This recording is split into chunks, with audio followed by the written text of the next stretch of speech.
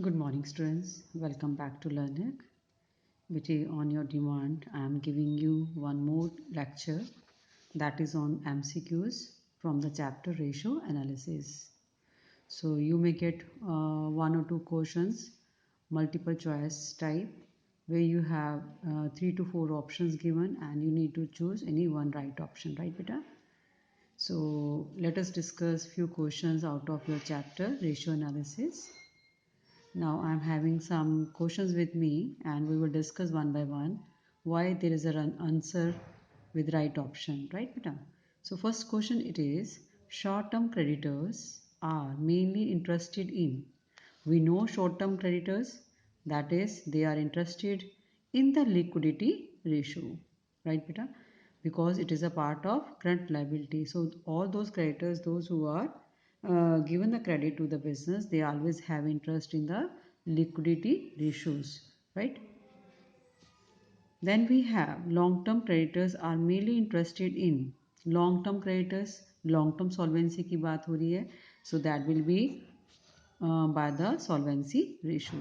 Short-term creditors liquidity ratios के through पता चलेगा बच्चे, and long-term creditors it will be solvency ratios. They will have interest in solvency ratio. Investors are mainly interested in. Investors, it is a part of long-term investment. The investors क्या है? They always show their interest in the long-term solvency, that is solvency ratios. Current ratio falls under the group of. Current ratio, we know it is a part of liquidity ratio. Liquid assets over current liability, liquid ratio. Current assets over current liability, current ratio. So current ratio falls under the group of liquidity ratios. Quick ratio falls under the group of, naturally ये भी क्या है बेटे, liquidity ratios में ही आती हैं. Then we have next standard ratio is standard current ratio. हमें मालूम है करंट रेशो 2:1 है, ठीक है. That means 2 current asset and 1 rupee current liability. To meet 1 rupee current liability there must be 2 rupees current asset. Standard quick ratio 1:1. 1 rupee current liability and 1 rupee quick assets must be there, so as to show the short term solvency of the business. Standard debt equity ratio, it is a solvency ratio. Debt equity ratio standard is 2:1. 1 rupee equity and 2 rupees debt. That means highly safe the outsiders liabilities. Debt equity ratio falls under the group of. Debt equity ratio falls under the group of solvency ratio. तो आपको ये पता ही होना चाहिए कि हमारी जितनी भी 4 टाइप्स की मेन रेशियोज हैं उसमें कितनी कितनी रेशियोज आती हैं. किसी में 4 आती हैं, किसी में 5 आती हैं. सो वही वो पूछ रहा है कि किस रेशो में, किस कैटेगरी में वो फॉल करती है. ठीक है बेटा. Total asset to debt falls under which group? Again solvency ratios. कौन कौन सी हैं? Debt equity ratio, total asset to debt ratio, proprietary ratio, interest coverage ratio. ये हमने सॉल्वेंसी के अंडर किए हैं, ठीक है. Next we have proprietary ratio falls under the group of, फिर से solvency ratio. Interest coverage ratio falls under the group of, we know solvency ratio. ये सारी लॉन्ग टर्म सॉल्वेंसी की बात हो रही है, तो ये चारों रेशोज किस में आएंगी बेटे? सॉल्वेंसी रेशोज में आएंगी. Inventory turnover ratio falls under the group of activity ratios, है ना. ITR हो गया, डेटर्स टर्नओवर रेशो हो गया, वर्किंग कैपिटल टर्नओवर रेशो हो गया, ठीक है. तो डेटर्स टर्नओवर रेशो या फिर ट्रेड रिसीवेबल टर्नओवर रेशो, ये भी किसका पार्ट है बेटे? एक्टिविटी रेशोज का. Clear.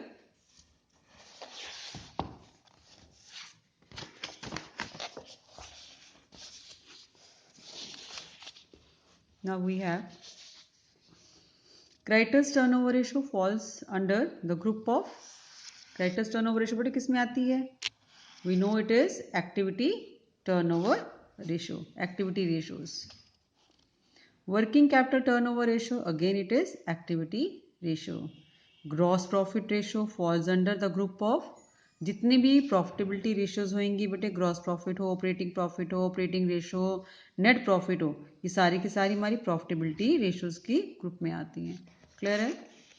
So we have operating profit again falls in profitability ratio. Operating ratio, operating profit दोनों ही प्रॉफिटेबिलिटी रेशियोज का हिस्सा है बेटे. Net profit ratio, it is profitability ratio.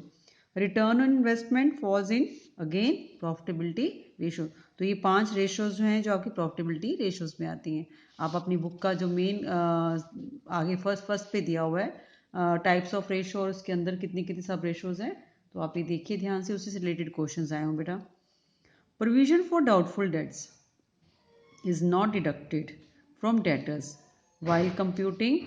जो प्रोविजन फॉर डाउटफुल डेट्स है जो हम डेटर में से माइनस करते हैं, it is not deducted from debtors while computing. क्या ऑप्शन है बेटे? Current ratio, quick ratio. Current ratio में भी हम कैलकुलेट करते हैं, माइनस करके लेते हैं, क्विक में भी हम माइनस करके लेते हैं। Debtors turnover ratio, none of these.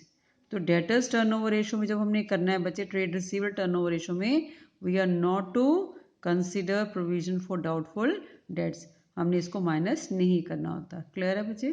तो क्या राइट आंसर है? Debtors turnover ratio.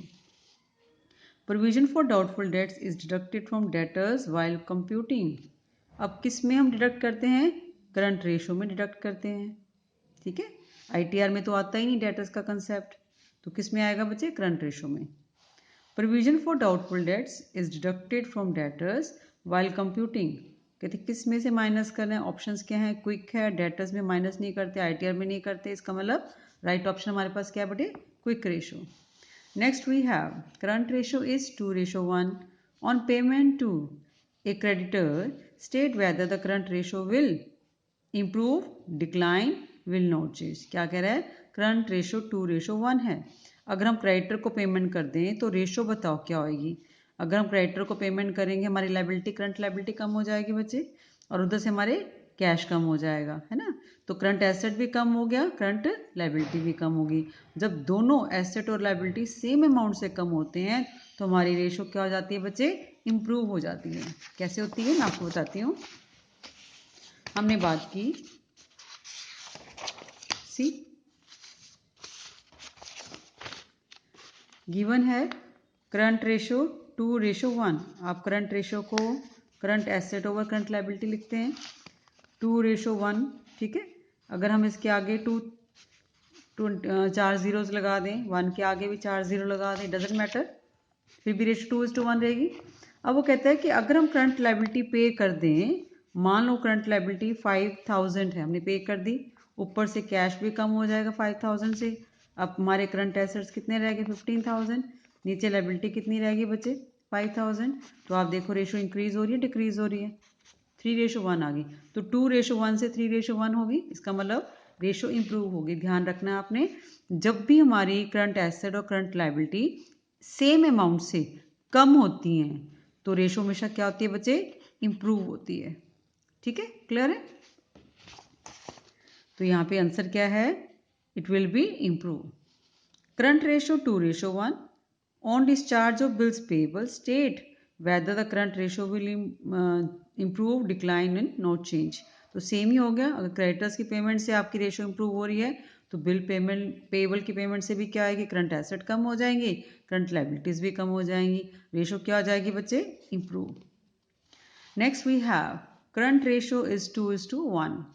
On payment of final dividend, state whether the ratio will improve, decline and not change। तो फाइनल डिविडेंड की पेमेंट, करंट लाइबिलिटी कम, current asset कम, ratio improve.